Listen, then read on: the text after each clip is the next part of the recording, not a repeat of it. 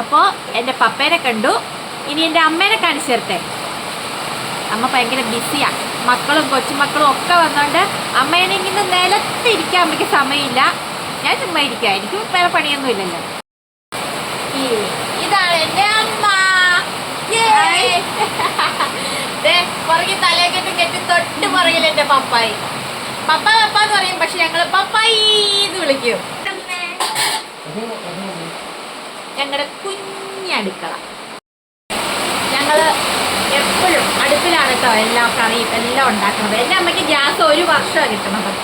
അത്രയ്ക്ക് അമ്മ പെർഫെക്റ്റ് ഒരു ഹോം മേക്കർ.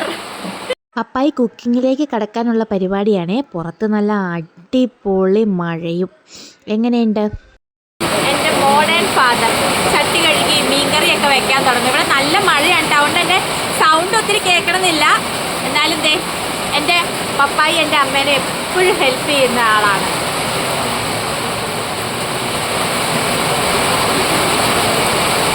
രാവിലെ എത്തി കഴിഞ്ഞാലും ഒക്കെ പപ്പായിയാണ് അടുക്കള കയറുന്നതും.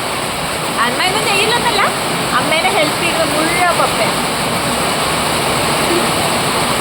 മീൻ കഴുകി വൃത്തിയാക്കി കറി വെക്കാൻ തുടങ്ങുക. പപ്പായ്ക്ക് വലിയ ഇഷ്ടമാണ് കേട്ടോ ഇങ്ങനെ കുക്കിങ്ങിൻ്റെ പരിപാടി, അടുക്കളയിലെ പരിപാടിയൊക്കെ. അമ്മ അടുത്ത് നിന്ന് ഹെൽപ്പ് ചെയ്തും കൂടെ കൊടുക്കുന്നുണ്ടായിരുന്നു കേട്ടോ. എനിക്ക് വേണ്ടി എൻ്റെ അപ്പം പറിച്ചുകൊണ്ട് വന്നതായത് കണ്ടത്തിൽ പോയി മുഴുവൻ.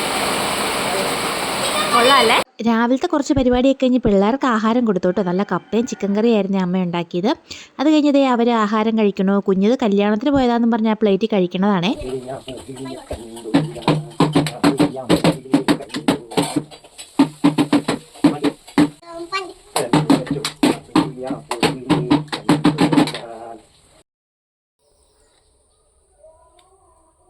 ഞങ്ങൾ ഭക്ഷണം കഴിച്ചു എടുക്കാൻ പറ്റിയില്ല, അതുകൊണ്ട് പാത്രം കാണിച്ചു തന്നെ കേട്ടോ.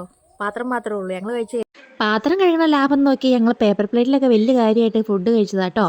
പക്ഷേ അതേ എല്ലാം കഴിഞ്ഞ് കഴിഞ്ഞപ്പോഴത്തേക്ക് സിങ്കിനകത്ത് പാത്രമുണ്ട്. എനിക്ക് അമ്മയ്ക്കും നേരത്തെ തൊട്ടേ ഇഷ്ടമല്ലാത്തൊരു പണിയാണ് പാത്രം തേ.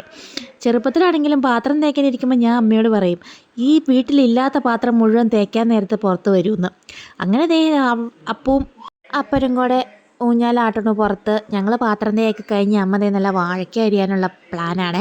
കുഞ്ഞിത് പഴമാണെന്നും പറഞ്ഞ് എടുത്ത് തിന്നാൻ വേണ്ടി അടുത്ത് നിൽക്കണത്. അപ്പോൾ അമ്മ പറഞ്ഞു കറ പറ്റും, പൊക്കോ മോൻ പൊക്കോ എന്നും പറഞ്ഞ് അടുത്തേക്ക് വിട്ടു. അത് കഴിഞ്ഞിട്ട് അമ്മ വാഴയ്ക്കൊക്കെ വറുത്ത് കോരി വെക്കണുണ്ട് കേട്ടോ. അതിനിടയ്ക്കൊരു കുഞ്ഞിക്കൈ ഇടയ്ക്കൊന്ന് വന്ന് വാരിക്കൊണ്ട് പോകുന്നുമുണ്ട്. അപ്പനും മക്കളും ഒക്കെ വാരിക്കൊണ്ട് പോകുന്നുണ്ട്. അത് കഴിഞ്ഞിട്ട് ഞങ്ങൾ ചുമ്മാ തൊടുപുഴയ്ക്കൊക്കെ ഒന്ന് ഇറങ്ങി ചുമ്മാ വണ്ടികൾ കാണാനല്ല ചുമ്മാ ഇറങ്ങിയതാണ്. പിന്നെ മെയിനായിട്ട് എനിക്ക് ഭയങ്കര തൊണ്ടവേദനയായിരുന്നു. ഇപ്പം ഞാൻ മെഡിക്കൽ സ്റ്റോറിൽ ഇറങ്ങി ടാബ്ലറ്റൊക്കെ മേടിച്ചു. അപ്പം നോൺ വെജും ഒക്കെ നോൺ വെജ് എന്ന് പറഞ്ഞാൽ മെയിനായിട്ട് ഇറച്ചിയാണ്. അപ്പോൾ ഇറച്ചിയൊക്കെ മേടിച്ചു. അപ്പോഴത്തേക്കും ഞാനും അമ്മയും പപ്പായും കൂടെ ഇപ്പുറത്തേക്ക് മാറി പച്ചക്കറിയൊക്കെ നോക്കി. പപ്പായ്ക്ക് അങ്ങനെ പച്ചക്കറി മേടിക്കുന്ന ഇഷ്ടമല്ല. അപ്പോൾ അമ്മേനെ ചീത്ത പറയണേ പച്ചക്കറി എന്തിനാണെന്നും പറഞ്ഞ്.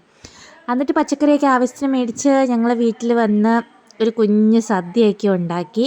പപ്പായി, എൻ്റെ അഭിത്തേട്ടൻ, അമ്മ, എൻ്റെ ചേട്ടൻ, എൻ്റെ നാത്തൂൻ, എൻ്റെ കൊച്ച്, അങ്ങനെ എല്ലാവരും കൂടി ഇരുന്ന് നല്ല അടിപൊളി സദ്യ ഉണ്ടാക്കി കഴിച്ചു. വിത്ത് സേമിയ പായസം.